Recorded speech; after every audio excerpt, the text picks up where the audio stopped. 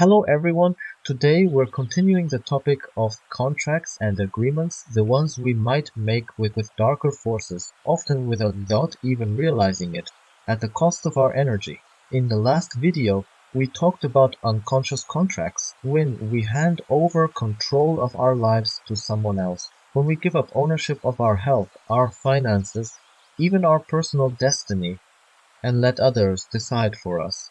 In that state, many dark entities are happy to take on that control, because the more they manage for you, the more suffering they can bring into your life, and that serves them. If you haven't seen that first part about contracts and agreements, I recommend watching it. Today I want to go deeper and look at another type of contract, one that's much more hidden but still very powerful. These are what I call hooks, not always full contracts, but deep-rooted beliefs and emotional blocks that keep us trapped.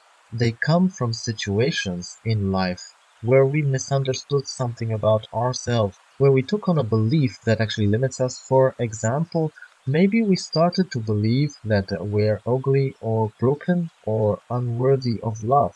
And once we accept that belief, no matter how many people tell us we're beautiful or valuable, we just can't believe them. Sometimes we even get offended, thinking they're mocking us.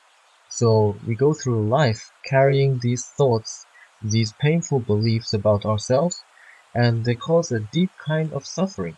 And even though they're not formal contracts, they work like them because we agree to carry this idea about who we are, and it shapes how we live. So at the moment when someone says, "No, I don't agree with this. I won't take responsibility for my life," they fall into an illusion. They live thinking everything is fine. But in truth, everything that happens in their life is still the result of their own choices, their own actions. Even the choice to hand over control to someone else is still their own responsibility. No one else can cancel that out. And the inner reality, the real path to self-belief, to willpower, starts right there. People who begin to feel confident in themselves, who start to believe they can succeed, they are the ones who start to resist, and this resistance is the very first and most important step. It starts with a feeling, a simple internal refusal. I don't want to live like this anymore. I don't want to stay in this state. I don't want to be stuck in these patterns. But this resistance, it's not about being a victim, not the kind of I don't want this, but I can't change it kind of resistance. It's about activating something deeper, our inner defense mechanism, righteous anger. Yes, I call it that for a reason. Now, anger itself isn't good or bad, all emotions exist for a reason, but the way we express them, that makes the difference. If anger leads us to destructive behavior, that's low-level functioning. But if that anger transforms into a sense of justice, into strength, into the feeling of "I deserve better," then it becomes a driving force. Righteous anger says, "Why is this happening to me? This is not fair, I don't agree, and I refuse to let this continue." It's a fire inside that rejects the things hurting us, that stands against injustice, and says, "Not on my watch." And when that energy begins to awaken, that's when we start to feel our inner strength again. That strength, that belief in ourselves, is so important. Sometimes we have to look at it from the other side and ask ourselves, why don't I feel strong? What's holding me back? What blocks are still there? What beliefs are in the way? We need to dig deep and start feeling again. And many people who joined my Sunny Club, a space I created for like-minded people, they've told me how much it helped. A space where you can speak, be heard, be supported, be understood, where people say, "Wes, I feel the same way." Yes, I've been there. And you're not alone.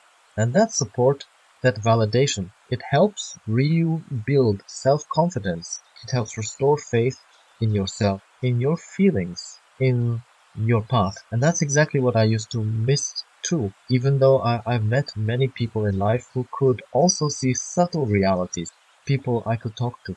Still, imagine if I hadn't met any of them. I'm so grateful for those encounters because when you're alone with these perceptions, it's easy to start doubting yourself. But when others see what you see, when you hear, yes, I see it too, you no longer feel like the crazy one or the black sheep. You feel strong, certain, like it all makes sense. And so I always say, listen to yourself, hear your own inner voice, your desires, your truth. But also know that external support is valuable too. We're social beings. We need connection. We need a sense of belonging. That's why family is so important to us.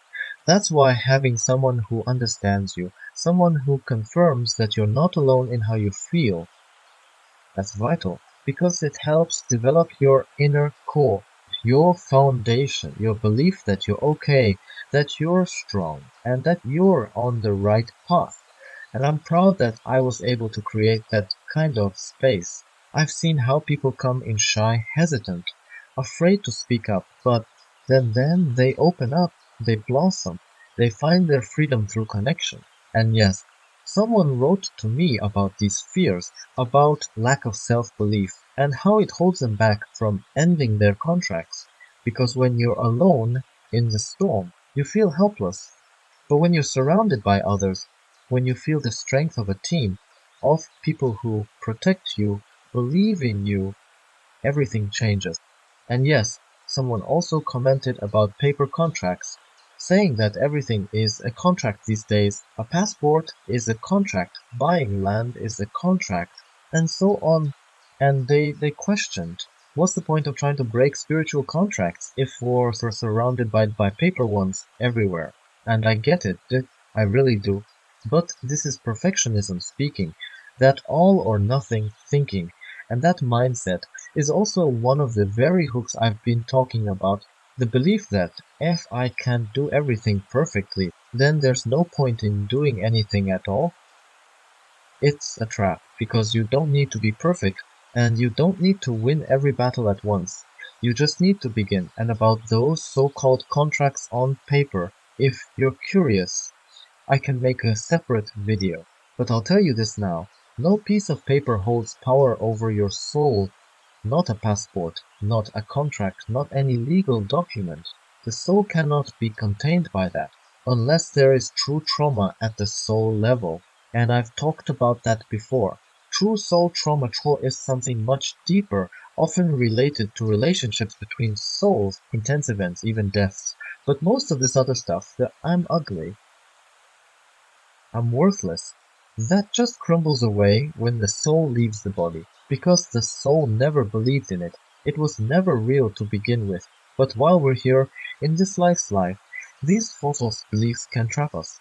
They block the soul from unfolding fully, from living to its full potential. And yes, through those very beliefs, the energy is drained from us, slowly but surely. But that's all for now. If you want me to go deeper into paper contracts, passports, maritime law, all those things people talk about, let me know in the comments. I love you all. I hug you. Thanks for watching. Please like, subscribe, and share my channel. Become a member of my Telegram channel and discuss with like-minded people as a supporting club member.